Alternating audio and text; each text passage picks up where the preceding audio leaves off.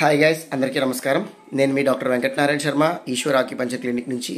ఈరోజు C4 C5 స్పాండిలైటిస్తో బాధపడే వారికి చిన్న పరిష్కారం తీసుకొచ్చాం.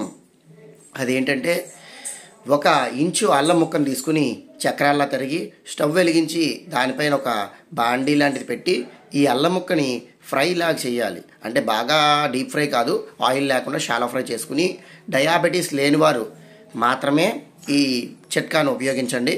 ఎందుకంటే డయాబెటీస్ ఉన్నవారు కనుక ఉపయోగిస్తే బొబ్బలు వస్తాయి, దానివల్ల ఇన్ఫెక్షన్ అవుతుంది. గమనిక.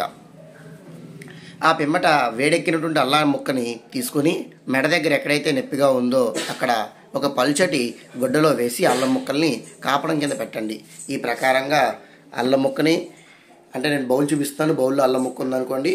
ఈ ప్రకారంగా అయితే ఎలా అయితే పెడుతున్నామో అలా పెట్టుకుంటే మెడ దగ్గర C4 C5 spondylitis, L4 L5 స్పాండిలైటిస్కి పెయిన్స్ అనేవి కంట్రోల్ అవుతాయి.